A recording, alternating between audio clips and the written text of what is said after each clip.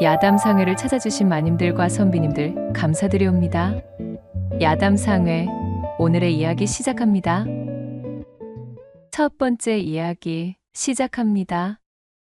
조선 팔도 중 가장 폐쇄적이라 이름 높았던 고을 음적골, 그곳에서 가장 막강한 부를 자랑하던 오참봉은 사람들에게 마치 전설처럼 입에서 입으로 전해지는 희한한 사내였습니다.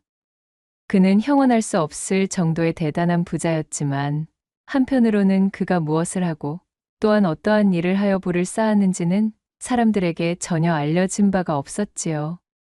고을에서 가장 장수한 자에게 물어도 돌아오는 대답은 한결같이 알 수 없다였습니다.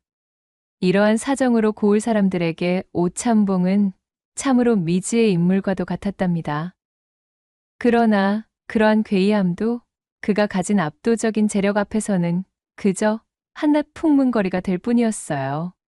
오참봉의 집안에는 금은보화, 그리고 세상 모든 진귀한 물건들이 차고 넘쳐 마치 용왕의 보물 창고를 그대로 옮겨놓은 듯 으리으리했지요. 덕분에 고을에서 막대한 재물로 구축한 오참봉의 권세는 그야말로 하늘을 찌를 듯 했습니다. 고관대작이 부럽지 않은 그 위세는 감히 범접할 수 없을 정도였어요. 고을원님은 진작에 오참봉에게 매수되어 있었고, 그리하여 고을의 그 어떤 도적들도 감히 이 오참봉의 집을 털 생각을 하지 못하였습니다.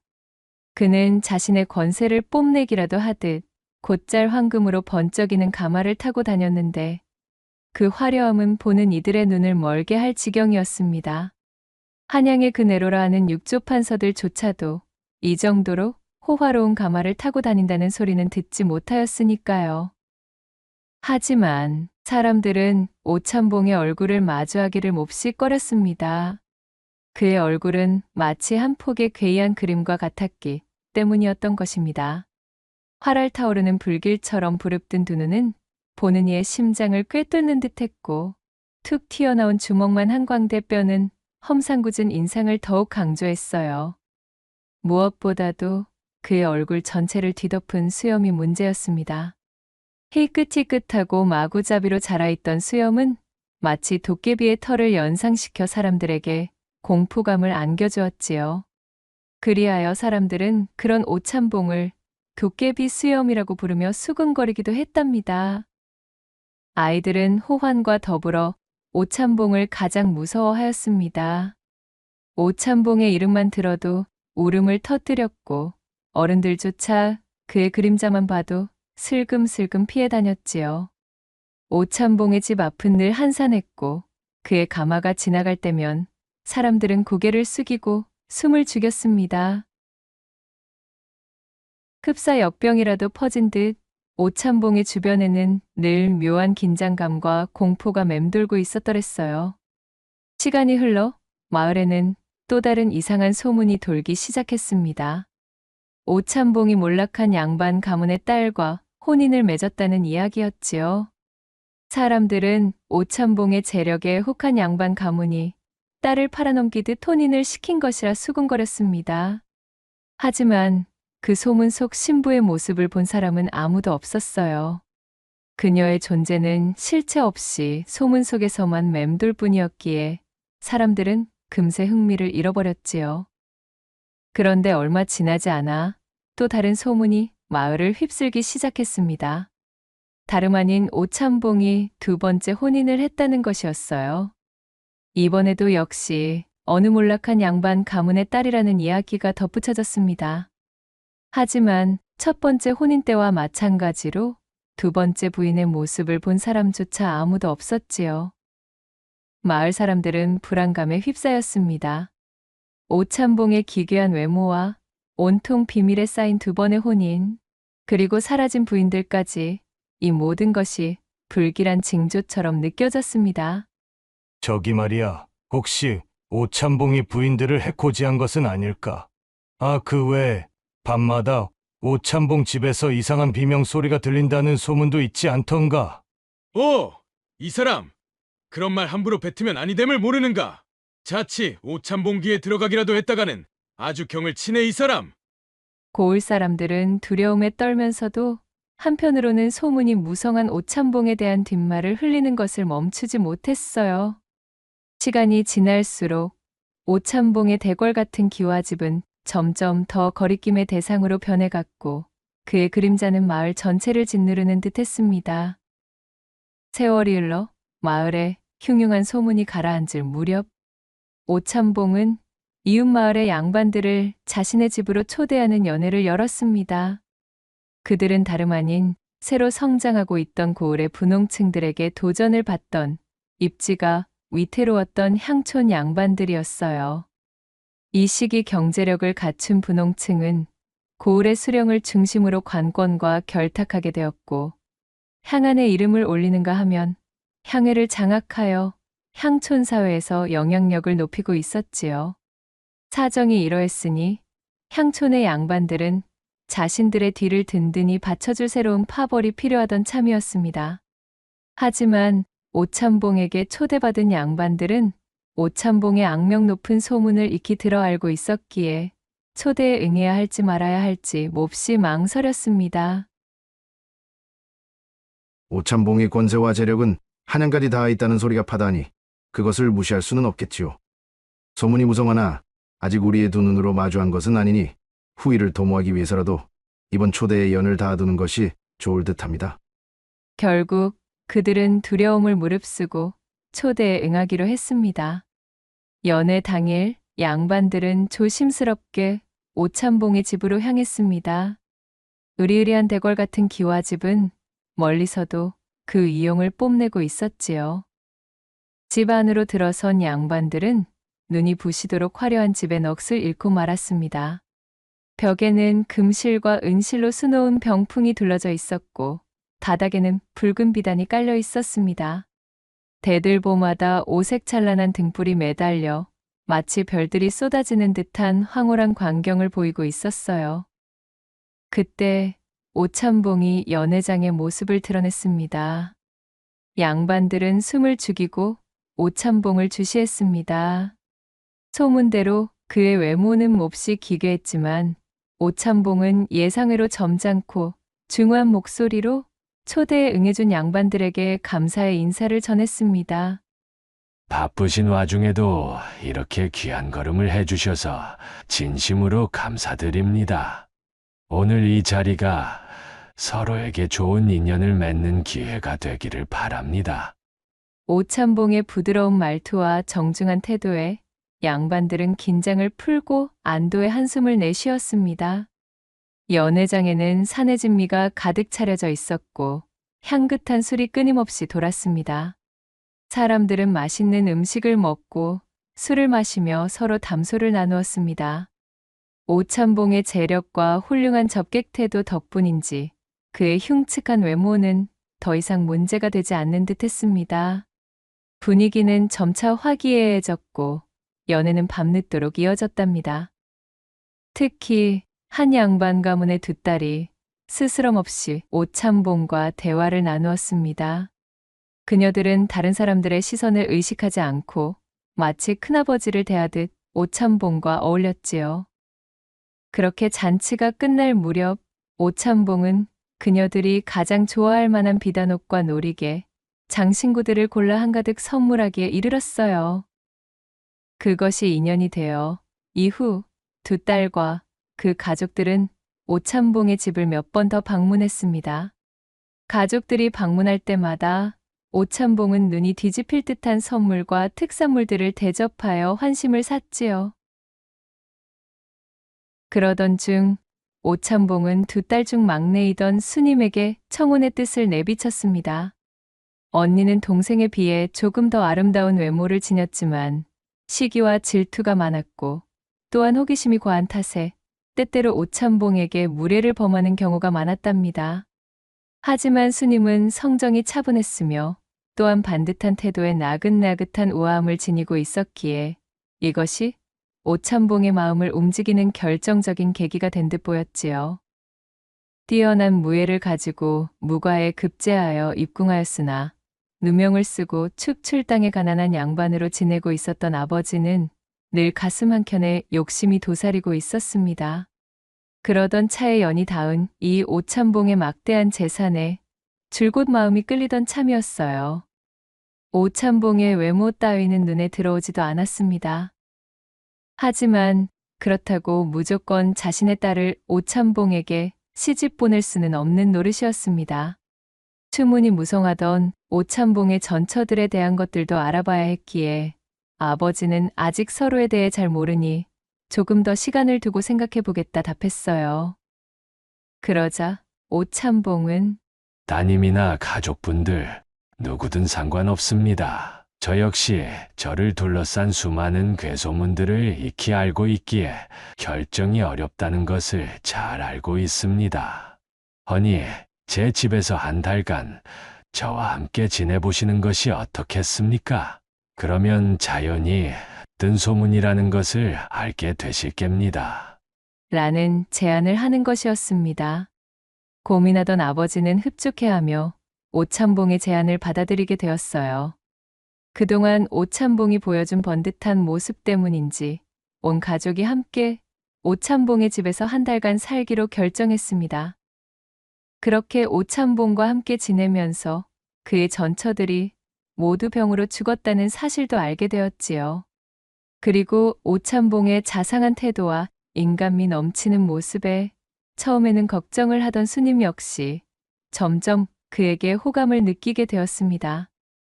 처음에는 그저 어린 처자를 후첩으로 두려는 심산이신가 싶어 걱정을 하던 참이었습니다. 헌데 지금은 어떻소? 그것이 저의 편협한 착각이었음을 알게 되었지요.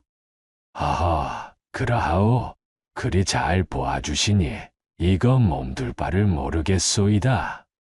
그렇게 두 사람의 분위기가 무르익었고 어느덧 약속한 한 달이 끝나던 마지막 날 밤, 결국 오찬봉은 스님에게 정식으로 청혼을 하였습니다. 아직도 두렵고 모든 것이 걱정된다면 청혼은 없던 일로 하여도 좋소이다. 아니에요. 날이 물론 저도 좋사옵니다. 수님은 망설임 없이 오찬봉의 청혼을 승낙했지요. 안 그래도 기울어가던 가세에 조금이라도 도움이 되고 싶던 차에 자신의 아버지도 은근 오찬봉과의 혼사를 진행했으면 하는 눈치를 주고 있었고 또한 막대한 재력을 가진 오찬봉과 혼인하게 되면 줄곧 아버지를 힘들게 했던 제 언니의 그 허영심을 채워줄 수도 있었기에 자신이 희생하기로 마음먹은 것이었어요. 자신을 제치고 부잣집의 마나님이 된 동생을 질투한 언니만이 잔뜩 볼을 부풀리며 성을 낼 뿐 모두가 이혼사를 축하하는 분위기였습니다.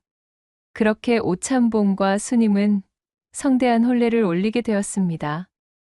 혼례식이 성대하게 치러지고 며칠 동안 잔치가 이어졌어요.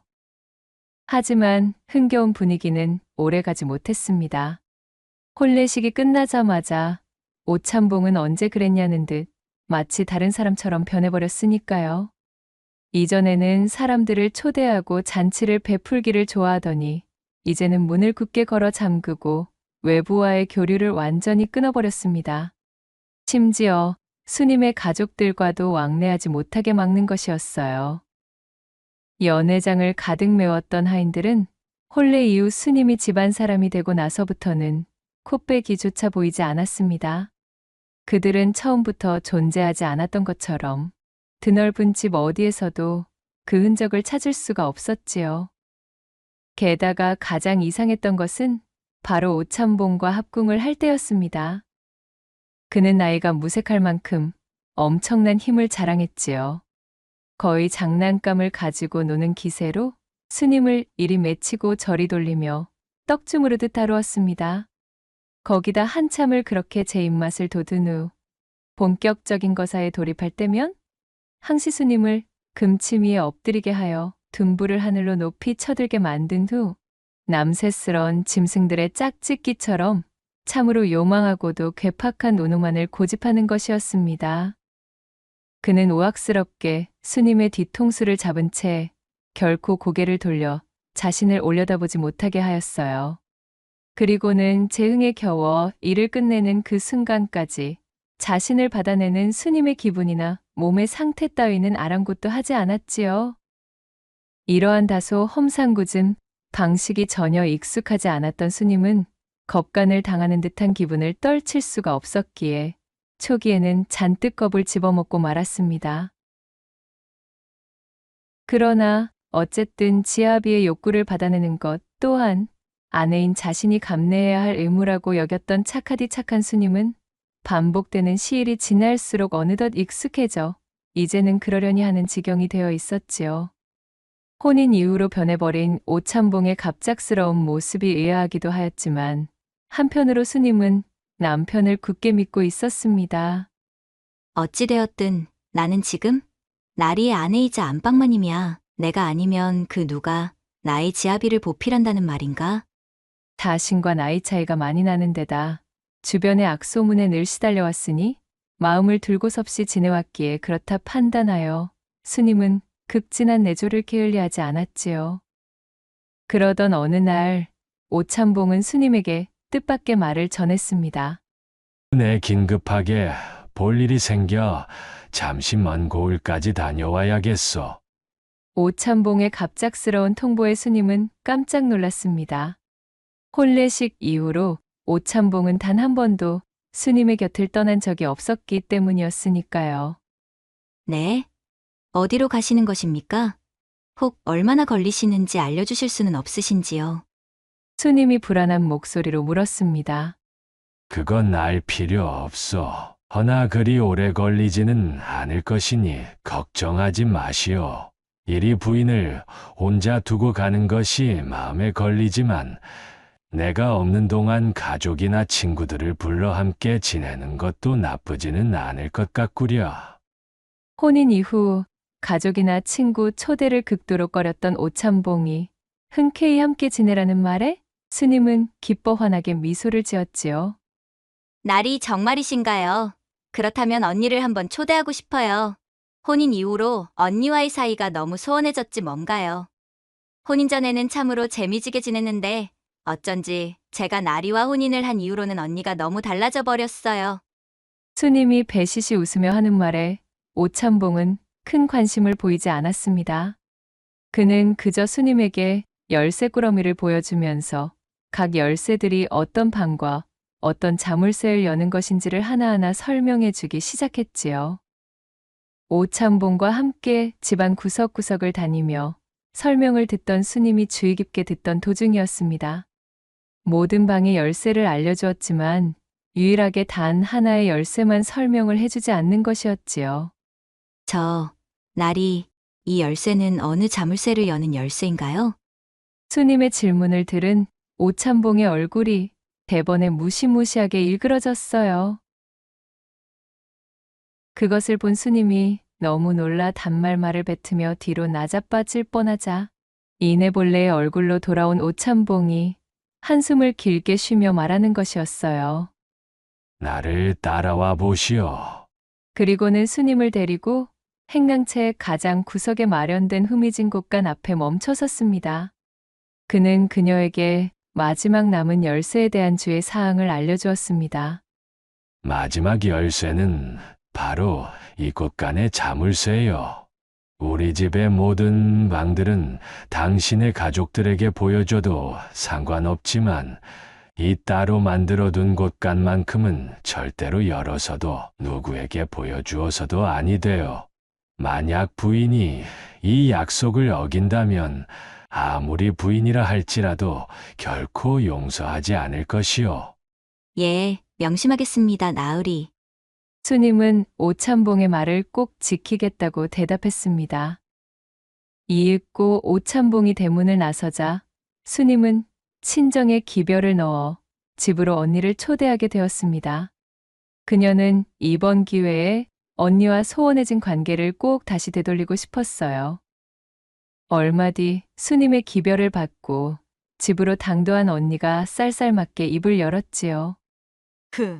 부잣집 노인네에게 시집가. 친정은 아예 까맣게 잊고 지내는 줄 알았더니 네가 어쩐 일이니? 이 언니를 다 초대하고 말이야? 언니, 무슨 그런 말이 다 있어. 그저 나리께서 조금 사정이 있어 그동안 연락을 하지 못했던 것뿐이야. 어휴, 기집애. 이 얼굴 좋아진 것 좀 보라지? 아주 잘 먹고 잘 지내는 듯 싶구나. 아버지께서도 딸 자식 팔아 재물을 얻은 기분이라며 그간 걱정이 많으셨는데 기우였다 말씀드려야겠어. 그런 걱정하지 않으셔도 된다고 꼭 좀 전해줘, 언니. 나는 여기서 잘 지내고 있으니까. 흥, 이 자리는 역시 내가 꿰찼어야 되는 것이었는데 말이야. 집안 여기저기를 기웃거리던 언니가 부러움과 질투가 섞인 말투로 비아냥댔지요. 수님은 어색한 미소를 지으며 최대한 언니의 비위를 거스르지 않기 위해 애썼습니다. 그렇게 한참이나 언니의 호기심을 채워주며 집안 탐방을 이어나가던 중 마당으로 나와 행랑채 쪽을 살펴보던 언니가 말했지요. 헌데 참으로 이상해. 이렇게 커다란 대궐에 하인이 하나 없다는 것이 말이 되니? 행랑채까지 이리 크게 지어놓고 어찌 부리는 하인이 하나도 없어? 우리 혼례식 이후로 다들 사정이 생겨 나가버렸다고는 하는데 실은 나도 그게 이상하긴 해. 야, 그게 말이 되니?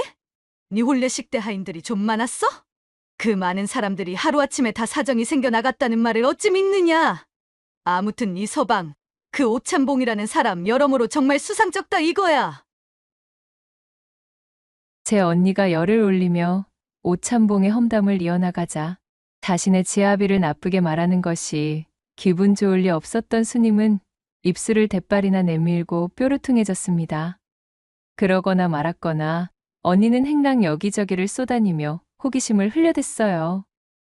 넓은 집안을 헤집는 데에 정신이 팔려 어느덧 해가 뉘엿뉘엿지는 시간이 다가왔고 간단하게 식사를 마친 두 사람은 부른 배를 두드리며 소화도 시킬 겸 마당으로 산책을 나왔지요.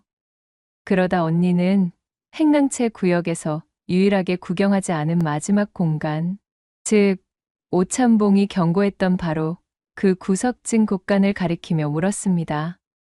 예, 수님아. 저기 저 음침한 광처럼 보이는 곳은 대체 뭐야?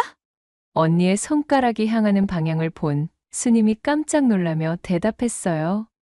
아, 저곳은 관심을 가지면 아니 될 곳이야. 나리께서 저쪽의 곳간만큼은 반드시 열지 말라 신신당부를 하였어. 오찬봉이 절대 열어서는 안 되는 방이라며 약속까지 했다는 말을 하자 언니의 호기심이 더욱 커졌습니다. 흥, 그래봐야 네 남편인데 부인인 네가 좀 살펴보면 어디가 어떻다고 그러는 거니? 팔을 붙잡고 매달리는 수님을 질질 끌며 언니는 성큼성큼 곳간 쪽으로 걸어갔습니다. 문짝에서부터 괴이한 분위기를 풀풀 풍기고 있는 곳간을 올려다보며 언니가 의심이 가득한 목소리로 중얼거렸지요. 자, 내 말을 좀 들어봐봐. 자고로 곳간이라 함은 벼 외에도 살림살이나 여러 물건들을 보관하는 곳이라는 거 너도 알고 있지? 그거야, 잘 알고 있지. 헌데 그게 왜? 야, 이 멍청아. 곳간은 추수 후에 거둔 벼를 저장하기 때문에 습기 조절이 용이한 털을 쓴단 말이야. 게다가 쥐를 비롯한 해수들이 접근하기 어렵게 만들어야 된다는 것이지. 그런데 세상 천지, 곳간을 이리도 음습하고 해도 잘 비추지 않는 위치에 덩그러니 만들어 놓은 집은 처음 본다 이거사. 게다가 너의 남편 또한 그리 엄하게 말하는 것을 보면 아무리 보아도 예사 물건을 보관하는 곳이 아닐 듯 싶다는 말씀이야? 그런 것은 잘 모르겠어. 그렇지만 이곳은 건드리지 않겠다 약속했으니까. 언니, 이만 다른 곳을 구경하자. 다른 곳은 죄다 둘러보고 여기 하나만 남았잖아. 자, 어떠냐 수님아. 아무도 모르게 슬쩍 열어보면 되지 않겠느냐? 잠깐 열어보고 뭐가 있는지 살펴본 후에 몰래 닫아버리면 그야말로 아무도 모를 거야. 지켜보는 하인 한 놈도 없는데 멀리 떠난 너의 남편이 이 사실을 어찌 알겠느냐? 수님은 난처하기 짝이 없었어요. 남편과 굳게 한 약속을 깨는 것은 두려웠지만 한편으로는 언니의 기분을 상하게 만들어 또다시 관계가 악화되고 싶지는 않았습니다. 거기다가 수님 또한 이곳간에 대한 궁금증을 참을 수 없기는 매한가지였지요. 그럼 조금만, 아주 조금만 살펴보고 바로 문을 닫아버린 거야, 알겠지? 결국 수님은 품속 깊이 넣어둔 열쇠꾸러미를 꺼내었고 언니는 그것을 낚아채 가져가 버렸지요. 고막을 긁는 듯한 기분 나쁜 소리와 함께 곳간의 문이 열렸습니다. 습한 기운이 자매의 코를 화학 끼치며 음산함을 더했답니다. 곳간에는 오래된 농기구로 보이는 물건들이 을씨년스럽게 걸려 있었고 그 한쪽에는 마치 우물의 뚜껑처럼 땅으로 향해 있는 작은 나무문이 달려 있었어요. 그것 봐. 내 뭐라고 했니? 수상하다 하지 않았느냐? 저 문은 필시 지하로 통하는 문일 게야. 남들에게 보이고 싶지 않은 엄청난 보물이라도 숨겨둔 것일까? 언니. 이제 그만 나가자. 응? 언니, 나 너무 무서워. 좀 가만히 있어봐, 이거사. 저곳만 들어가 보자. 언니는 수님의 애원을 무시한 채 지하로 향해 있는 나무 문을 열었지요. 문 안쪽으로는 땅속으로 향하는 계단이 깊숙이 만들어져 있었습니다. 두 사람은 호롱불 하나에 의지한 채 칠흑 같은 어둠에 휩싸인 계단을 내려가기 시작했어요. 그렇게 얼마나 내려갔을까요? 계단의 끝에는 널찍한 공간이 나타났고 그 순간 코를 찌르는 듯한 악취가 자매를 덮쳤습니다. 희귀한 악취는 정말이지 코를 타고 넘어와 온 머릿속을 헤집는 듯 강렬했어요. 그것은 숨을 쉬기조차 힘들 정도의 역겨운 냄새였습니다. 수님이 황급히 손으로 코를 막고 눈을 가늘게 떴고 언니 역시 잔뜩 성이 난 목소리로 소리쳤어요. 어휴, 세상에나 이게 도대체 무슨 냄새람? 언니가 코를 틀어쥐고 호롱을 들어 안쪽의 공간을 비추었고 그 순간 두 사람은 곳간의 문을 연 것을 뼈저리게 후회하고 말았지요. 어둠 속에서 희미하게 드러난 자매의 시야에는 믿을 수 없는 참혹한 지옥도가 펼쳐지고 있었으니까요. 공간의 천장에는 쇠사슬이 달려 있었고 그 쇠사슬에는 발가벗겨진 여인들의 시신이 주렁주렁 매달려 있었습니다. 그들의 몸은 이미 썩어 문드러져 형체를 알아보기 힘들 정도였어요. 한쪽 구석에는 하인의 차림새를 하고 있는 시신들 또한 널브러져 있었습니다. 시신 중에서는 아직 부패하지 않은 비교적 최근의 것으로 보이는 시신도 있었지요. 바닥은 흥건한 피로 붉게 물들어 있었고 또한 핏물은 이미 말라붙어 끈적거렸습니다. 이 모든 장면들은 정녕 지옥의 한 장면을 연상시키기에 충분했어요. 수님은 숨이 멎을 듯한 충격에 휩싸였습니다. 심장이 미친 듯이 쿵쾅거리고 온몸이 사시나무 떨듯 떨렸지요. 다리에 힘이 풀려 그 자리에 주저앉을 것만 같았습니다. 이게 도대체 무슨... 수님이 넋이 나간 채 중얼거렸습니다. 바로 그때 수님은 그만 충격을 이기지 못하고 제 손에 들고 있던 열쇠를 바닥으로 떨어뜨리고 말았어요. 수님아. 어서 여기서 나가야 해! 언니가 다급하게 외쳤습니다. 그녀의 목소리에 정신을 차린 수님은 쓰러질 듯 힘겹게 몸을 일으켜 열쇠를 주워 들었어요. 두 자매는 혼비백산하며 계단을 올라와 곳간을 빠져나왔습니다. 곳간의 문을 닫고 자물쇠에 빗장을 걸어 잠갔지만 끔찍한 악취와 참혹한 광경은 여전히 머릿속에서 떠나지 않았지요. 수님과 언니는 덜덜 떨리는 손으로 피 묻은 손과 꽃신을 씻기 위해 우물로 향했습니다. 그러다가 열쇠 꾸러미의 마지막 열쇠에 핏자국이 배어 있음을 알아차렸지요. 엄마야, 이걸 어째?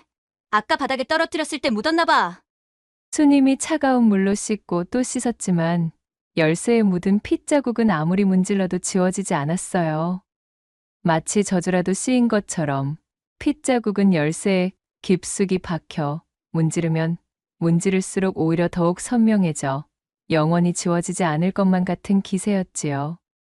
수님은 어쩔 수 없이 피 묻은 열쇠가 보이지 않도록 가지런히 포개어 열쇠 꾸러미를 원래 있던 보관함에 넣어두었습니다. 공포에 잠식당한 수님의 얼굴은 창백함 그 자체였어요. 어쩌면 좋아. 언니, 이제 어쩌면 좋지? 저런 엄청난 광경을 목격하고 말았으니 분명 우릴 가만두지 않을 거야. 세상에, 내 지아비가 살생귀였다니. 내가 살생귀에게 시집을 온 것이었다니. 분명 소문이 무성했던 전부인들과 하인들의 주검일 거야. 그러자 언니가 넋이 나간 스님의 뺨을 거세게 때리며 소리쳤습니다. 예수님아, 정신 차려. 이렇게 있을 때가 아니란다. 이 고을 원님과도 이미 한솥밥을 먹는 사이라 하였으니 관가에 발고해봐야 좋은 꼴을 보지 못할 것이 뻔해. 나는 지금 당장 아버지를 데려올 테니 너는 정신 똑바로 차리고 있어. 아버지와 사람들을 모셔올 동안 너는 아무 일도 없었다는 듯 행동해야 한다. 내 말 무슨 말인지 똑똑히 알겠지? 응? 이대로 우리가 그냥 도망쳐버리면 곳간 속을 들여다보았다고 실토하는 꼴이야. 그러니 아버지를 모셔와 그럴듯한 변명을 대고 잠시 친정에 다녀오겠다 말한 뒤 후일을 도모해보자. 언니는 스님의 어깨를 거세게 흔들며 당부하고는 재차 스님을 다독인 뒤 황급히 집을 빠져나왔습니다. 스님 역시 마음을 단단히 먹고 오참봉이 귀가하기 전 어질러진 주변을 잽싸게 정리하고 자신의 옷도 갈아입었지요. 뭔가 낌새를 알아차린 듯 오참봉은 예정보다 훨씬 일찍 집으로 돌아왔습니다. 그는 스님에게 안부를 묻자마자 대뜸 열쇠 꾸러미부터 찾는 것이었지요. 자, 내가 맡긴 열쇠 꾸러미는 보관함에 잘 넣어두었겠지. 오참봉의 더없이 차갑고 섬뜩한 목소리에 스님은 온몸이 얼어붙는 듯 했답니다. 아, 그것이, 그럼요, 물론이지요. 헌데 어찌 그리 더듬는 것이오? 설마 나와의 약속을 깬 것은 아니겠지? 오참봉의 눈빛은 매우 날카로웠고 스님이 아니라며 떨리는 목소리로 대답했지만 오참봉은 이미 모든 것을 눈치챘다는 듯 고관함을 거칠게 열어젖히더니 열쇠 꾸러미를 꺼내 샅샅이 살펴보았습니다. 이런 망할 것이 내 명을 어기고서 기어이 보았군. 아, 아닙니다. 결코 보지 않았어요. 허면 여기 이 열쇠에 묻은 핏자국은 무엇이오? 억지로 지우려다 더욱 번진 것이 이리도 자명하게 남아있거늘 감히 어디서 거짓말을. 오참봉이 기괴한 미소를 지으며 스님에게 소리쳤지요. 호기심이야말로 새로운 발견의 첩경이나 또한 그 목숨줄을 단축하는 첩경이기도 하지. 그리도 곳간을 열지 말라 일렀거늘 나와의 약속을 어기고 보고야 말았으니 당신도 저 방에 있는 여인들과 같은 꼴로 매달려야겠소. 저들 역시도 당신과 마찬가지로 그 호기심이라는 놈을 주체하지 못하고 나와 약조한 것을 지키지 않아 결국 저 꼬락서니가 된 게지. 내가 사람을 잡아먹는 도깨비인 것이 밝혀지면 여러모로 곤란하다는 말씀이야. 자신의 정체를 밝힌다는 것, 그것은 정녕 스님을 더 이상 살려두지 않는다는 의미였기에 그녀는 온몸에 털이 곤두설 수밖에 없었습니다. 하여 그녀는 바닥에 철퍼덕 무릎을 꿇고 앉아 두 손을 싹싹 빌며 울부짖었어요. 제발 부탁입니다. 아무에게도 이야기하지 않을 것입니다. 또한 죽은 듯이 집에만 갇혀 지내겠사옵니다. 허니 제발 살려주셔요. 안타깝지만 그건 아니 될 이야기요. 인간들의 거짓말에는 신물이 올라오거든. 대초에 당신은 나와의 약속을 어겼기에 일이 되었음을 알아야지. 오참봉의 태도를 본 스님은 더 이상 그에게 용서를 구하는 것이 의미가 없다고 여겼어요. 그녀는 이제 용서 대신 자비를 구하기로 마음먹었습니다. 그렇다면 부디 마지막으로 천주신명님께 빌 시간이라도 주셔요. 묘자리도 제대로 쓰지 못할 테니 가족에게 남길 기도라도 할 수 있게 부디. 좋다. 내 마지막으로 준비할 시간 정도는 주도록 하지. 내일 밤 당신을 처리하고 잡아먹을 테니 그때까지 기도를 올려두도록 하시오. 그리 말한 오참봉은 몸을 획 돌려 쿵쿵거리는 발걸음으로 자신의 방을 향해 걸어갔지요. 스님은 그 즉시 후다닥 도망쳐 광 안에 숨었습니다.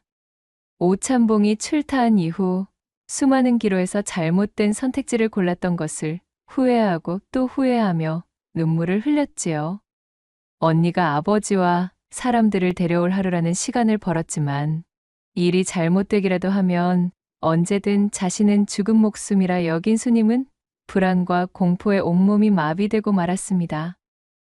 그렇게 뜬 눈으로 하루를 지새고 다음 날 광 밖으로는 둔탁한 둔기로 바닥을 긁는 쇳소리와 함께 오찬봉의 끔찍한 목소리가 들려왔습니다. 내 인연! 하루의 유예를 주었더니 그새 어디에 숨어 있느냐? 썩 나오지 못하겠느냐? 이제 매달릴 시간이다! 오찬봉은 삐죽삐죽 여러 개의 뿔이 솟아있는 방망이를 질질 끌면서 이 방 저 방을 뒤지고 있었습니다. 감쪽같이 숨은 스님을 찾고 있는 것이었어요. 스님은 양손으로 제 입을 막아 숨소리마저 죽인 채 바깥을 향해 귀를 쫑긋 세웠지요. 어두컴컴한 광 안에서 언니와 아버지가 당도하기만을 기다리고 또 기다리고 있었습니다. 제발 부디 늦지 않게 와주셔요, 아버지. 언니, 나 이제 더 이상은 못 버티겠어. 스님은 소리 없는 절규를 뱉으며 굵은 눈물을 뚝뚝 흘렸어요. 킁킁 킁킁 마당으로 나온 오찬봉이 냄새를 맡는 소리가 들렸고 이내 소름 돋는 목소리로 그가 외쳤습니다. 거기냐? 거기 숨어 있었구나! 인연이 감히 도깨비를 속이려고! 오찬봉은 당장에 내달려 광의 문을 열어젖히려 했어요. 그러나 스님이 안쪽에서 자물쇠를 달아놓고 사슬로 꽁꽁 동여맨 터라 문이 열리지 않았지요. 오찬봉은 화가머리 끝까지 뻗쳐 문고리를 방망이로 연신 내리치기 시작했습니다. 마른 하늘에 천둥번개가 내리치듯 오찬봉의 방망이가 광의 출입문과 문고리를 내리찍는 소리가 천지를 울렸고 머리를 감싸진 채 절망에 빠진 스님은 거의 까무라치기 직전이 되고 말았지요. 옳거니 열었다! 벌컥 하는 소리와 함께 나무 문이 부서지며 활짝 열리고 말았습니다. 오찬봉의 모습을 본 스님은 비명을 지르며 살려달라고 애원했지만 오찬봉은 스님의 머리채를 사정없이 잡아 바깥으로 끌고 나갔지요. 나를 이리 애먹이다니! 내년을 죽여 통째로 잡아먹은 뒤 너의 가족까지도 모조리 잡아들여주마! 오찬봉이 방망이를 높이 들어올리며 키득거렸지요. 이제 모든 것이 끝장이라 여긴 스님은 두 눈을 질끈 감은 채 바닥에 엎드리고 말았습니다. 방망이가 스님에게 내리꽂히는 바로 그 순간 스님 아버지의 환도가 오찬봉의 등에 깊숙이 박혔습니다. 갑작스러운 공격에 오찬봉이 뒤를 돌아보니 스님의 언니와 그녀의 아버지 그리고 장정들 여럿이 각각 무기를 꼬나들고 마당에 들어와 있었지요. 이후 몰려든 사람들이 저마다의 무기로 오찬봉을 공격하기 시작했고 결국 오찬봉은 비명도 지르지 못하고 쓰러지고 말았어요. 한참의 시간이 지난 후 마당에 피어오른 뽀얀 먼지가 걷히자 오찬봉이 쓰러진 자리에는 오찬봉 대신 윗입술이 하늘에 닿고 아랫입술은 땅에 닿을 정도로 커다란 입을 가진 무시무시한 요괴의 주검이 죽어 있었지요. 거국이다! 사람으로 둔갑해 있던 놈의 정체가 거국이었어!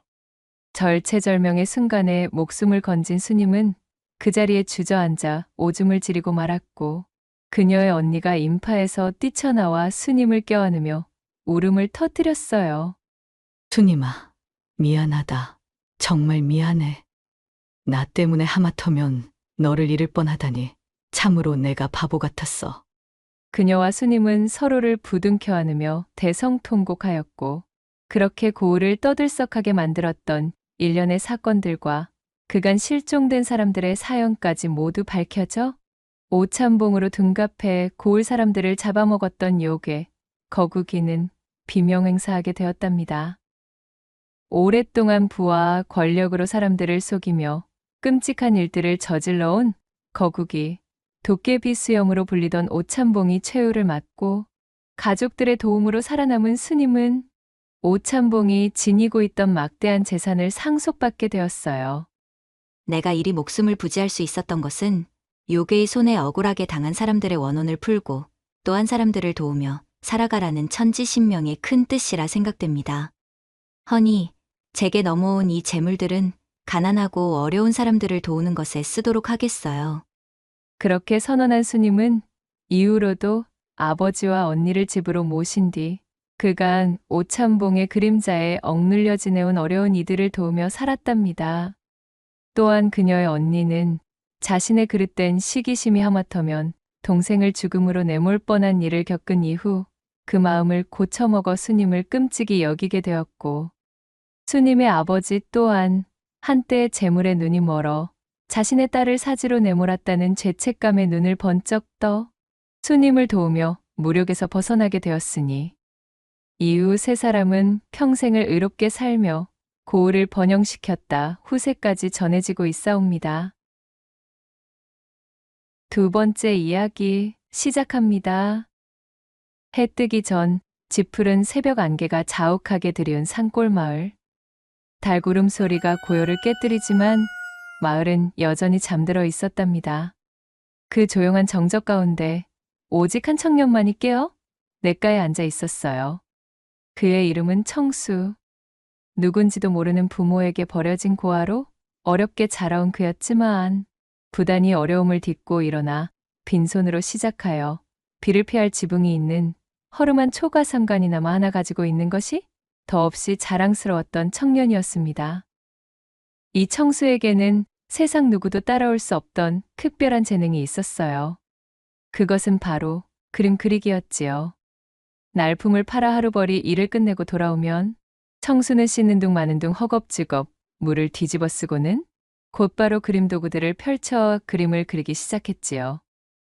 그림을 그리는 붓을 쥔 손의 모든 것을 집중하고 있노라면 하루 종일 일하느라 몸에 쌓여있던 피로가 말끔히 날아가는 기분이었어요. 얼마나 사용했는지 털이 거의 빠져나간 낡은 붓 하나와 군데군데 깨진 벼루 하나를 옆에 둔 청수는 초가즈 마루짝에 앉아 분판에 대고 그림을 그렸습니다.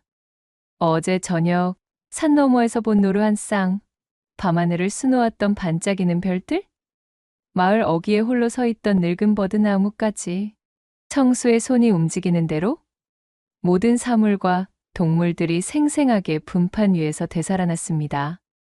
분판 위를 모두 채워 새카맣게 변하면 물을 적신 헝겊으로 분판을 닦아내고는 다시 그림을 그렸지요. 당시에는 종이를 만드는 원료인 당나무를 절약하기 위한 방편으로 껍질을 벗긴 3대 등의 단섬유 5푼에 당나무와 같은 장섬유 1푼을 혼합하여 만든 마골지조차 귀하디 귀한 시절이었으니 청수의 넉넉하지 않은 형편으로 종이는 함부로 구할 수도 없었던 사치품이었어요. 그리하여 청수는 서당에서 공부를 하는 학동들의 모습을 어깨너머로 구경하다 거기서 차가 난 것에 꾀를 내어 고안한 것이 바로 이 분판이었습니다. 비록 부드럽게 그려지는 고급 붓과 종이는 없었지만 청수는 붓을 잡고 그림을 그리는 동안만큼은 세상 모든 시름을 잊고 행복했습니다. 홀로 된 외로움을 잊기 위해 시작한 그림은 청수의 유일한 친구이자 동료였지요. 그렇게 하루, 이틀, 붓을 놀리며 쌓은 시간이 도성의 성곽만큼이나 높아지니 어느덧 그의 그림 실력은 일취월장하여 지금에 이르러서는 마치 생명이 깃들어 있는 듯 했습니다. 그 실력이 어찌나 출중하던지 청수가 그린 그림 속 풍경이나 생물들을 보고 있노라면 바람에 흔들리는 나뭇잎의 사각거림, 노루의 촉촉한 눈망울, 심지어 버드나무 가지에 앉은 작은 새의 지저귀까지 들리는 듯 하였지요. 그렇게 한참이나 지난 세월들을 추억하며 냇가에 앉아 그림 산매경에 빠져있던 그때 청수의 눈에 강아지 한 마리가 들어왔습니다. 다리를 다친 모양인지 낑낑거리며 냇가를 이리저리 헤매는 모양새를 보아하니 다름 아닌 제 고을에서 골칫덩이로 여겨지던 떠돌이 개였습니다. 부엌이며 장독대며 이곳저곳 들쑤셔 엉망을 만들어 놓는 통에 고을 사람들은 정신사납다며 모두가 쌀이빗자루로 이 강아지를 쫓아내며 외면했지만 청수는 어쩐지 강아지의 처지가 지금의 자신과 닮아 있다는 생각이 들었어요.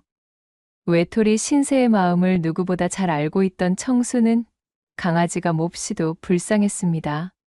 참으로 어쩜 이리 가여운 처지가 있을꼬. 잠시만 기다려보거라. 청수는 냇가에서 깨끗한 물을 길어 강아지에게 먹이고 나뭇가지와 넝쿨을 이용해 다친 다리에 부목을 대어 고정해 주었습니다. 그리고는 강아지가 편히 쉴 수 있도록 자신의 낡은 옷가지를 깔아 주었지요. 배가 고플 강아지를 위해 집에서 싸온 자신의 아침거리를 나눠주니 강아지는 허겁지겁 정신없이 먹어치우기 시작했습니다.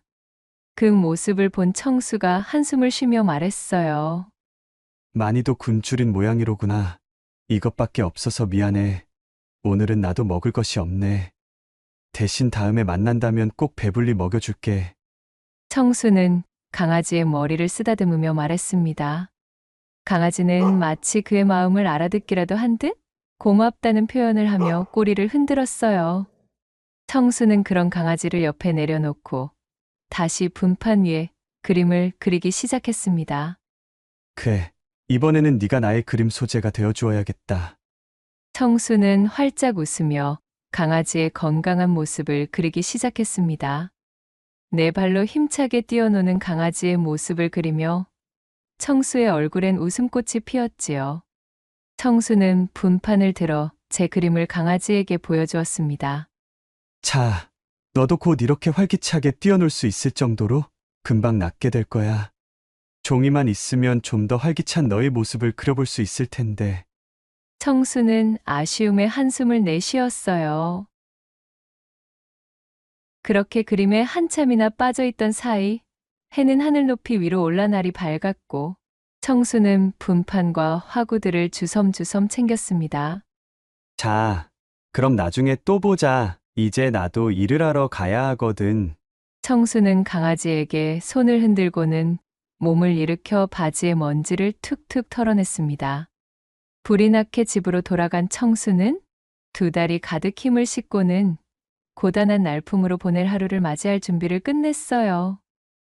이것은 다른 이야기로 사실 고을에서 청수의 재능을 알아봐 주는 사람은 아무도 없었답니다. 고을 사람들은 청수를 일명 화광장이라고 부르며 손가락질했지요. 그림에 미쳐있는 놈이라며 그의 그림을 돈벌이도 되지 않는 쓸모없는 짓이라 칭하고는 업신여겼습니다. 남들의 눈에는 조실부모한 외톨이에다 가진 것 하나 없는 청수가 팔자 좋게 그림이나 그리고 있는 행위는 사치스럽고 한심한 짓으로만 보였던 것이지요. 그러던 어느 날 청수는 버려진 집에 담벼락에 멋진 호랑이 그림을 그리고 있었습니다. 힘찬 분놀림으로 호랑이의 용맹스러운 모습이 생생하게 그려지고 있었지요. 그때 백서방이라는 심술궂은 장사꾼이 지나가다 청수의 그림을 보게 되었습니다. 허, 이 녀석 보게? 또 쓸데없는 짓거리를 하고 있구나. 이놈아, 담벼락에다 그림을 그려서 밥이 나오느냐? 아니면 돈이라도 나오느냐? 차라리 그 시간에 내 장사 나고 들어 품삯이라도 받아가거라. 백서방의 호통에도 청수는 아무 대꾸도 하지 않고 그림에만 집중했습니다. 이놈아, 내 말이 아니 들리는 것이냐? 잘 들려요, 아저씨. 하지만 저는 그림을 그리는 일이 좋은 거려. 이런 정신 나간 놈을 보았나? 그림이 밥이나 먹여주느냐? 배고프면 그림이라도 뜯어 먹을 테냐?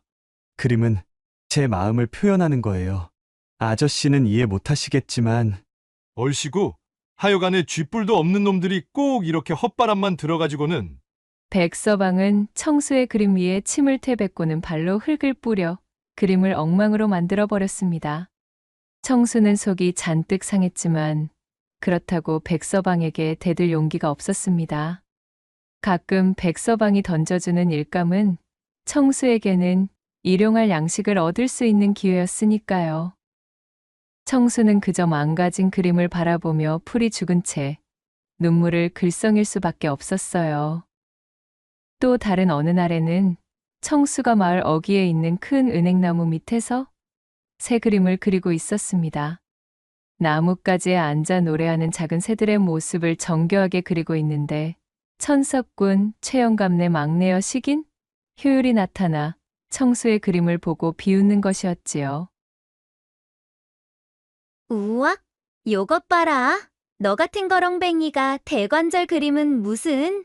아주 그냥 한량 납셨네 납셨어.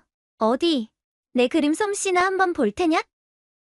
효율은 청수의 손에서 붓을 획 빼앗아 분판 위에 그려놓은 그의 그림에 낙서를 하기 시작했습니다. 괴상한 모양의 그림을 그려놓고는 깔깔거리며 웃었지요.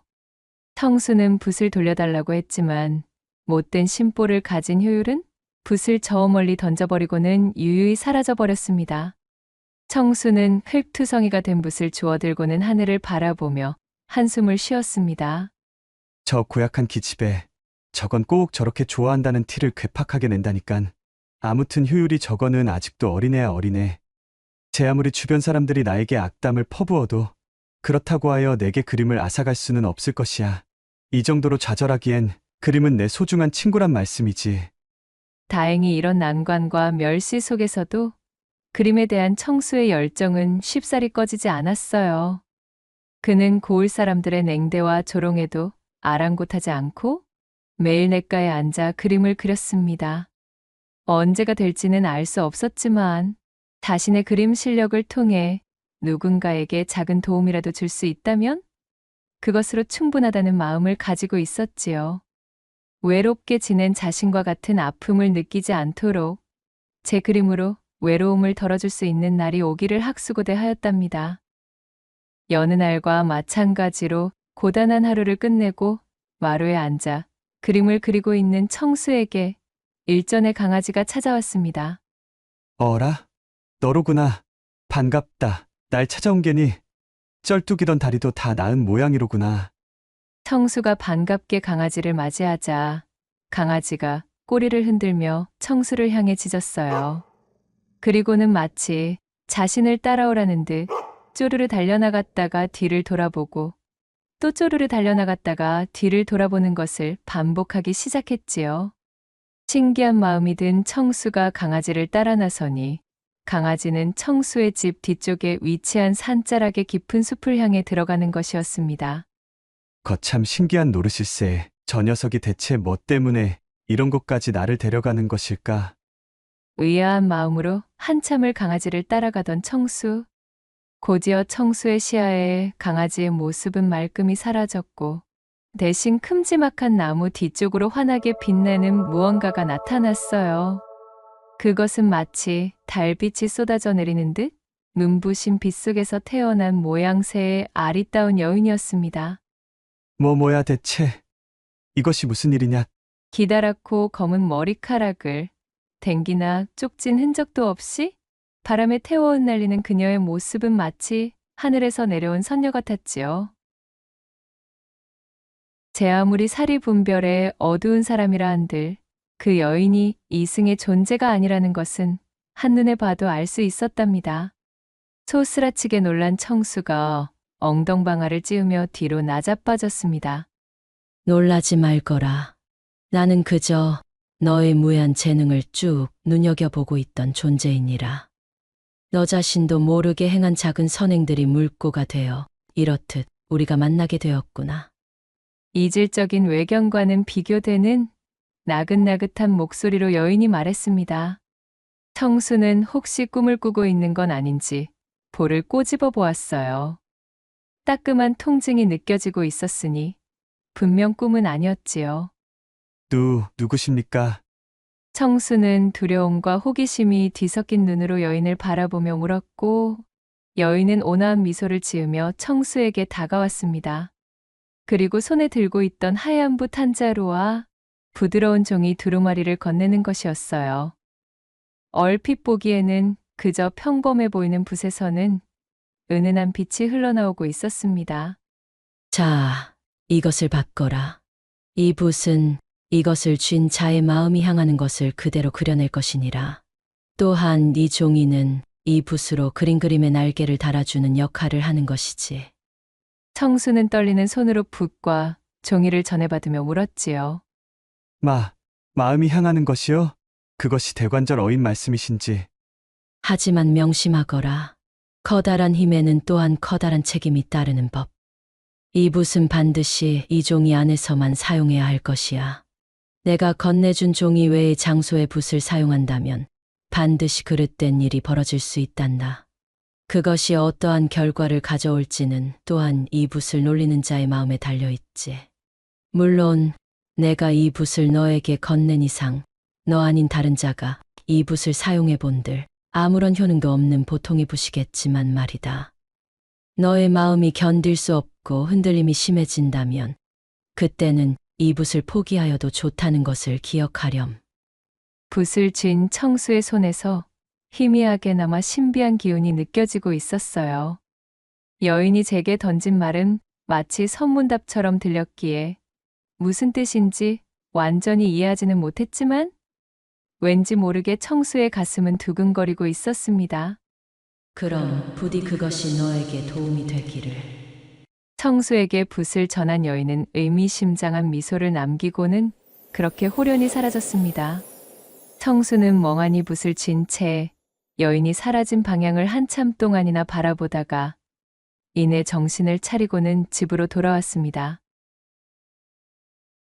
집으로 돌아온 그는 떨리는 손으로 쥐고 있던 붓과 종이를 들어보이며 깊은 고민을 시작했지요.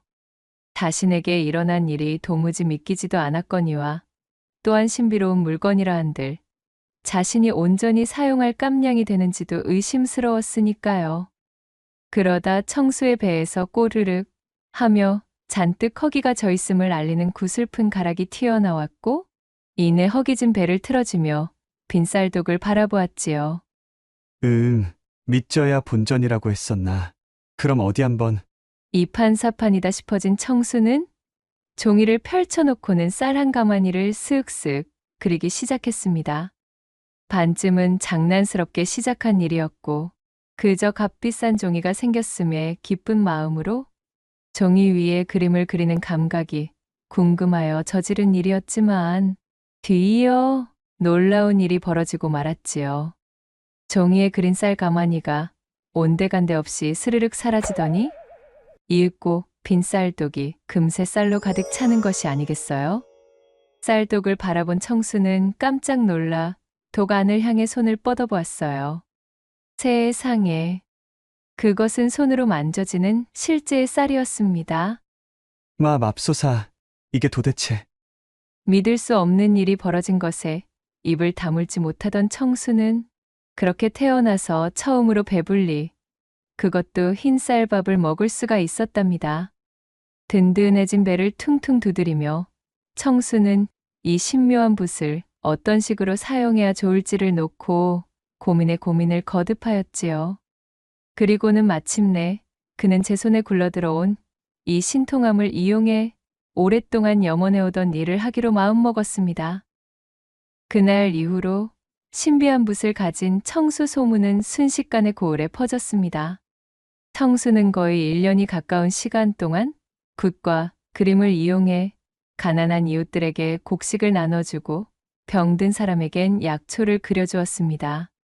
오갈 데가 없는 사람에게는 초가 삼간을, 홀로 된 외로움에 지쳐있는 사람에게는 그 곁을 지켜줄 수 있는 존재들을 그려주었어요.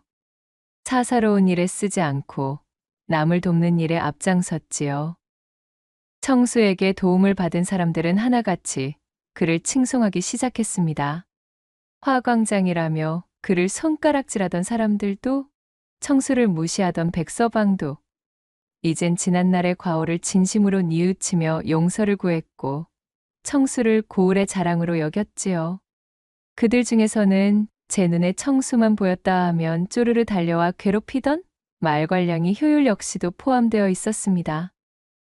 고을 사람들을 위해 발벗고 나서는 청수의 인품을 1년 가까운 시간 동안 지켜보던 효율은 어느새 그에게 찰싹 달라붙어 둘도 없는 단짝 흉내를 내는 것이었습니다. 야, 이 멍청아. 너는 저 치들이 너를 얼마나 업신여기고 무시했는데 대관절 무엇이 그리 어여쁘다고 온갖 걸 퍼다주며 도와주니 도와주기를. 그거는 효율이 너 역시도 맨날 날 못 잡아먹어 안달이었으면서 웬 사돈난 말이래. 야, 그거랑 이거랑 같니? 나는 어이구, 알겠다 이 녀석아. 아무튼 지금은 내가 좀 바쁘니까 나중에, 네 마음이 더 솔직해지면 그때 다시 이야기해보자. 청수는 효율의 마음을 어렴풋이 알고 있었으면서도 모르는 척 시치미를 떼었고 언제든 자신이 다가가기 손쉬운 존재였던 외톨이 청수가 이제는 고을 사람들을 구휼하느라 자신과는 만나기조차 어려워진 것이 효율은 너무도 불만이었지요. 효율은 특단의 조치가 필요하다는 것을 새삼 깨달았습니다. 그렇게 효율이 청수의 꽁무니만 쫓던 어느 날 시원한 폭포수를 배경 삼아 그림에 빠져있던 청수에게 효율이 찾아왔습니다. 그녀는 슬그머니 청수의 어깨 너머 그림을 바라보더니 청수의 귓가에 대고 속삭였지요. 청수야, 너는 참으로 대단한 사람이야. 지난날 너를 괴롭혔던 것을 용서해줘. 사실은 줄곧 너에게 마음이 있었지만 그것을 표현할 길이 막막하여 그리 너를 괴롭힌 것이었단다. 이젠 내 마음을 그대로 표현할 기회가 되었으니 너와 함께 사람들을 도우며 그렇게 지내고 싶어. 청수가 뭐라 대답할 틈도 주지 않고 효율은 청수의 입술에 자신의 입술을 포개었습니다. 갓 쪄낸 인절미처럼 부드러운 효율의 몸이 청수에게 쏟아져 내렸고 그렇게 두 사람은 폭포수의 물줄기 소리에 격렬한 신음성을 묻어버린 채 농밀한 사랑을 나누며 하나가 되었어요.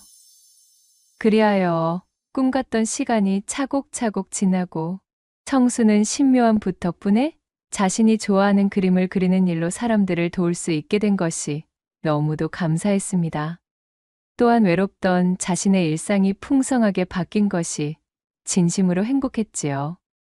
이제 자신의 곁에는 어여쁜 효율과 자신을 칭송하는 많은 사람들이 있었으니 더 이상 외롭지가 않았어요. 밤이면 몰래 제 집을 빠져나와 청수의 집으로 스며드는 효율과 함께 도란도란 이야기를 나누며 행복한 시간을 보냈습니다. 야음이 무르익으면 밤바람에 잔뜩 달아오른 효율의 교태 섞인 목소리가 청수의 몸 여기저기를 훑으며 잔뜩 애간장을 태우는 시간을 가졌고 그렇게 두 사람은 시간이 지날수록 깊은 사랑을 나누며 돈독한 사이로 발전했습니다. 그런 청수의 마음이 너무도 순진했던 탓일까요? 청수의 행복은 그리 오래가지 못했습니다. 청수와 그의 붓에 대한 소문이 이웃마을의 부호, 탐욕스러운 왕첨지에게까지 닿았어요. 신묘한 붓에 대한 소문을 접한 왕첨지는 단걸음에 청수를 찾아왔습니다. 단도직입으로 말하겠네. 자네의 그 신묘한 능력으로 내게 마르지 않는 불을 가져다 주게. 그리만 해준다면 내 모든 연줄과 능력을 동원하여 자네에게 벼슬길이 열리도록 해줄 것이야. 트자하니 장례를 약속할 여인도 있다면서. 이런 촌구석에서 사람들 뒤치닥거리나 하면서 일생을 낭비하고 싶지는 않으시겠지. 내 말을 듣고 나를 도와준다면 자네의 앞길 역시도 탄탄대로일 것이야. 장차 아내가 될 여인에게 마님소리 정도는 듣게 해주어야 하지 않겠나? 하지만 왕첨지의 소문을 익히 들어 그의 인품을 알고 있던 청수는 단호히 거절했지요. 이 붓과 제 능력은 사람들을 돕기 위한 것이지 개인의 사리사욕을 채우기 위한 것이 아닙니다. 못 들은 것으로 해둘 터이니 이만 돌아가 주십시오. 단호히 끊어내는 청수의 태도에 왕첨지는 비굴한 몸짓으로 그를 끝없이 설득했지만 도무지 청수는 들을 생각이 없어 보였습니다. 왕첨지는 본디 자신이 원하는 것은 반드시 가져야만 직성이 풀리는 자였지요. 화가 머리끝까지 난 왕첨지가 청수에게 바락 외쳤습니다. 자네가 아직 연글지 못하여 시기 어린 마음에 글이 나왔다는 것이겠지? 허나 자네는 나의 심기를 잘못 건드렸어. 내 제안을 거절한다면 어찌 되는지 똑똑히 보여주겠네. 그리고는 씩씩거리며 청수의 집을 나가버리는 왕첨지였어요. 분이 풀리지 않는지 연신 발을 쿵쿵 구르며 돌아가는 그의 뒷모습은 마치 영역 싸움에 패배한 수탈과 같았지요. 그리하여 왕첨지가 돌아간 뒤 한참의 시일이 지난 어느 날 밤이었습니다. 늘 시간에 맞춰 자신의 집으로 흘러들던 효율이 그날따라 소식도 없었어요. 청수는 어쩐지 불안한 마음이 되어 밤늦도록 효율을 기다렸지만 효율은 모습을 드러내지 않았습니다. 다음 날 아침 고을의 회관으로 나가본 청수는 고을 사람들로부터 끔찍한 소식을 듣게 되었습니다. 간밤에 효율이 왕첨지의 사주를 받은 왈패들에게 그만 납치되었다는 것이었습니다. 예, 뭐라고요? 그 소식을 듣고 가슴이 철렁 내려앉은 청수는 헐레벌떡 집으로 돌아왔습니다. 붓과 종이를 챙겨 들고 효율을 찾아 나서기 위해 준비를 하는데 마루에 서신 한 통이 놓여 있는 것을 발견했지요. 떨리는 손으로 서신을 펼쳐보니 그것은 왕첨지가 보내온 협박장이었습니다. 자네의 정의는 내가 데리고 있으니 내 제안을 다시 한번 생각해 볼 마음이 있다면 아래에 적힌 나의 집으로 찾아오시게나. 내 기쁜 마음으로 기다리고 있겠네. 거절하겠다면 자네의 정의는 내 침노가 될 게야. 나는 그 정도의 힘과 권력은 있는 사람일세. 서늘한 협박에 청수의 손이 부들부들 떨렸습니다. 하필이면 지금 효율의 식구들은 모두 도읍으로 출타를 나가 있던 상황이었어요. 응당 효율을 구해야 했지만 왕첨지의 요구대로 그의 개인적인 탐욕을 채울 도구로 붓을 사용할 수는 없었습니다. 하지만 이대로 효율을 잃는다는 것은 상상조차 할 수 없어. 왕첨지 그자라면 능히 효율에게 해코지를 할 인물이야. 한참을 고뇌하던 청수는 결국 왕첨지의 집으로 향하기로 결심했습니다. 이젠 자신에게 소중한 사람이 된 효율을 향한 걱정이 우선이었기 때문이었어요. 왕첨지의 집에 도착하니 대문 앞에는 험악한 인상의 왈패들이 지키고 서 있었습니다. 청수를 본 왈패들은 그를 안으로 끌고 갔지요. 넓은 마당을 지나 안채로 들어서자 왕첨지가 의기양양한 표정으로 청수를 맞이했습니다. 오, 드디어 자네가 왔군. 내 제안을 받아들이기로 한 건가? 왕첨지의 곁에는 밧줄에 꽁꽁 묶여 두려움에 떨고 있는 효율이 있었지요. 왕첨지가 효율을 협박하듯 바라보자 효율은 눈물을 글썽이며 청수에게 고개를 저었습니다. 자신 때문에 청수가 왕첨지에게 굴복하는 것을 원치 않는다는 듯한 모습이었어요. 그 모습을 본 청수는 더 이상 망설일 수 없었습니다. 어르신이 시키는 대로 하겠으니 제발 여자를 해치지 마시오. 오, 좋아, 좋아. 그러길래 진작에 내 말을 들었으면 자네의 정인도 이리 험한 꼴은 보지 않아도 되었잖는가. 참으로 이리도 좋은 여자를 두고 말씀이야. 왕첨지가 입맛을 다시며 손끝으로 효율의 뺨을 쓰다듬었고 효율은 두 눈을 질끈 감으며 고개를 돌려 왕첨지의 손을 뿌리쳤습니다. 아시겠지만 끊이지 않는 막대한 불을 안겨드리려면 협소한 공간으로는 아니 되오. 왈패들을 물리시고 조용하고 넓은 공간으로 안내해 주시오. 내 반드시 약조한 것은 지키겠습니다. 허튼 짓을 꾸밀 생각이라면 아직 내 손아귀에 내 놈의 계집이 있음을 기억해야 할 것이야. 그리하여 왕첨지는 왈패들을 물린 뒤 효율을 데리고 자신의 넓다란 서재로 안내했습니다. 자, 이곳이라면 마음껏 자네의 실력을 펼칠 수 있겠지. 왕첨지의 안내를 받은 청수는 자신의 짐보따리에서 붓과 종이를 꺼내 들었지요. 그렇게 꼼짝없이 종이 위에 붓을 놀리려던 찰나 청수는 자신에게 붓을 건네준 신비한 여인의 귀띔이 떠올랐습니다. 신묘한 붓은 반드시 같이 받은 종이 위에서만 사용되어야 한다는 것 말이지요. 뭔가를 골똘히 생각하던 청수는 종이를 둘둘 말아 보따리 속으로 집어넣어 버렸어요. 이 작은 종이로는 어르신께 드릴 막대한 불을 다 담아내지 못합니다. 아주 커다란 종이를 준비해 주시오. 어르신의 부귀영화를 모두 담아내 큼지막한 종이를 말이오. 그거야 어렵지 않지. 어디 한번 자네의 능력을 감상해 보실까? 왕첨지는 음흉한 미소를 지으며 답하고는 서재를 뒤져 고급 종이들을 잔뜩 꺼냈습니다. 그리고는 그 종이들을 벽면에 이어붙이기 시작했지요. 서재의 벽 한 면이 전부 종이로 가득 찼고 그것은 마치 거대한 한 폭의 종이처럼 보였습니다. 자, 이 정도면 되겠는가? 청수는 속으로 이를 갈았지만 겉으로는 순종하는 척하며 말했습니다. 아주 좋습니다. 저는 이 종이에다 황금이 열리는 나무가 가득한 섬을 그릴 것입니다. 다 그리고 나면 어르신은 필요할 때마다 섬으로 들어가셔서 나무에 열린 금을 따와 돌아오시면 되는 것이지요. 나무는 영원히 시들지 않을 것이며 섬 또한 영원히 사라지지 않을 것입니다. 그리 말한 청수는 깊은 숨을 들이쉬고 붓을 들었습니다. 청수의 손끝에 왕첨지와 효율의 시선이 집중되었지요. 청수는 망설이는 척하다가 황금이 주렁주렁 매달려 있는 나무가 빽빽한 무인도를 그리기 시작했습니다. 사방이 금빛으로 빛나는 나무와 바다, 그리고 섬에 펼쳐진 백사장까지. 청수의 손길이 종이를 스칠 때마다 그림은 점점 더 생생하게 살아났습니다. 탐욕에 눈이 먼 왕첨지는 그림에서 눈을 떼지 못했어요. 과연 신묘한 솜씨와 재주로구나. 한시도 더 기다리지 못하겠으니 빨리 섬으로 가는 길을 완성해주게. 알겠습니다, 어르신. 이것은 어르신만 다닐 수 있어야 하니 널찍한 길보다는 좁다란 길이 더 낫겠지요.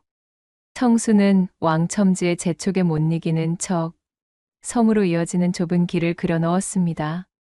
그렇게 서재하는 청수가 손을 놀리는 소리와 붓이 종이에 마찰되는 사라락 소리만이 가득 차기 시작했고, 한참의 시간이 지나 청수가 이마에 맺힌 땀을 훔쳐내고는 붓을 내려놓았지요.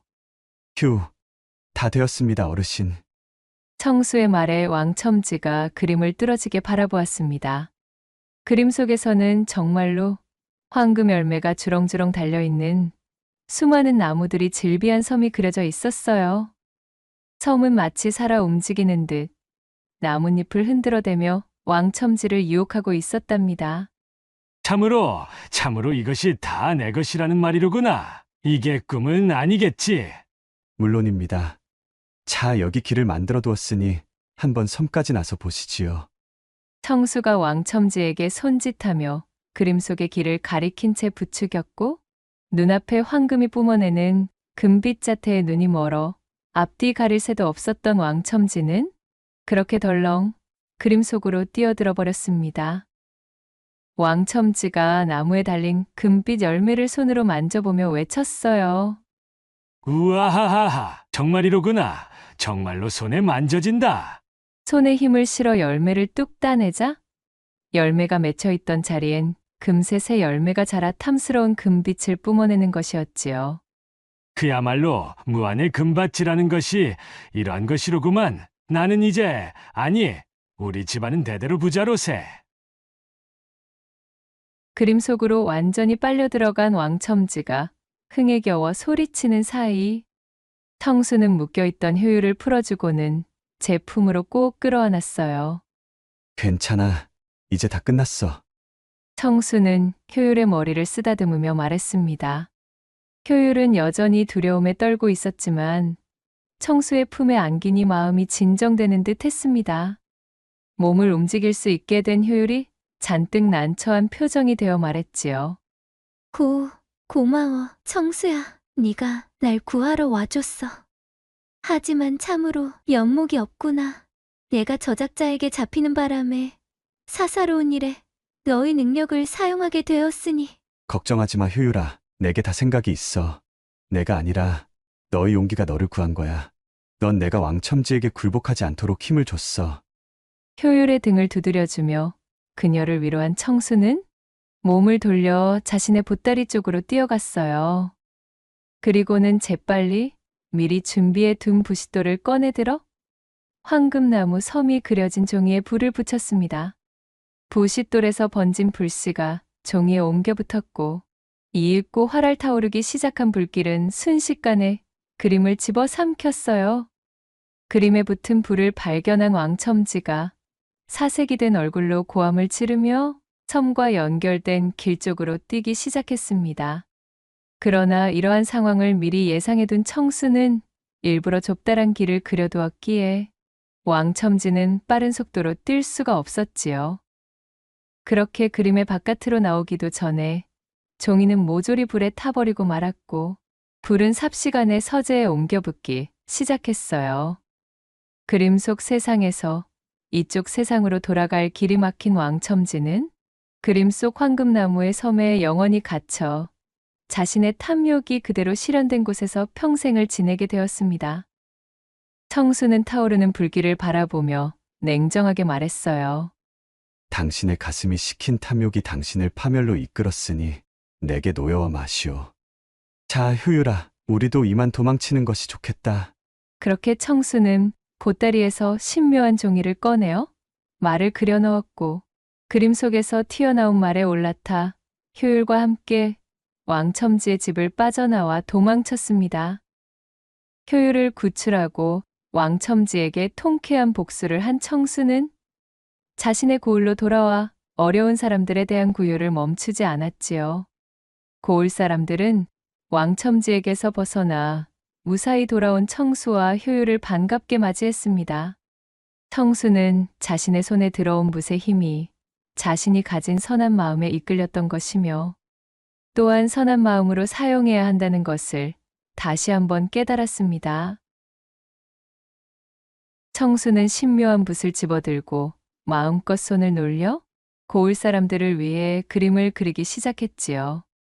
메마른 가뭄이 계속되어 농민들의 시름이 깊어질 때면 구름을 그려 농밭에 비를 내리게 하여 풍성한 곡식이 자라게 했고 오랑캐가 쳐들어와 국토가 혼란으로 물들 기미가 보이면 커다란 조선 호랑이를 그려 넣어 상군의 위용을 뿜어내는 범이 튀어나와 오랑캐들을 산산이 박살내어 버렸지요. 청수와 효율의 고을에는 사람들이 시름을 잊고 혼란에서 벗어나 웃음꽃이 가득 들어찼습니다. 청수야, 나는 네가 나의 정인이라는 것이 너무도 자랑스럽단다. 너의 그 착한 마음씨와 네가 노력으로 일궈내 얻은 그 재주는 내게는 그 무엇과도 바꿀 수 없는 자랑스러운 보물이야. 고마워, 효율아. 너 역시도 처음엔 그저 나를 괴롭히던 말괄량이었지만 이제는 외롭기만 하던 내게 버팀목이 되어준 정말이지 나에게 소중한 존재란다. 나와 혼인하여 앞으로도 우리 서로를 위하면서 그리 지내도록 허락해 주겠니? 효율은 눈물을 흘리며 청수의 손을 맞잡고는 고개를 끄덕였지요. 그녀의 두 뺨이 홍당무가 되었고 두 사람은 서로의 입술을 포개며 꼭 끌어안았습니다. 이후로 청수와 효율은 혼례를 올리고 합가하여 서로를 돌보았고 붓과 종이를 이용해 어려운 이웃에게 온정을 베풀며 그렇게 오랜 시간을 행복하게 지내며 고단한 세상의 한 줄기 귀감이 되었다는 후문이 전해지고 있사옵니다. 낭독해드린 이야기가 우리 마님들과 선비님들 마음에 드셨다면 구독과 좋아요, 댓글로 야담상회를 응원해 주셔요. 늘 잊지 않고 야담상회를 찾아주시는 여러분들 시청해 주셔서 참으로 감사하옵니다.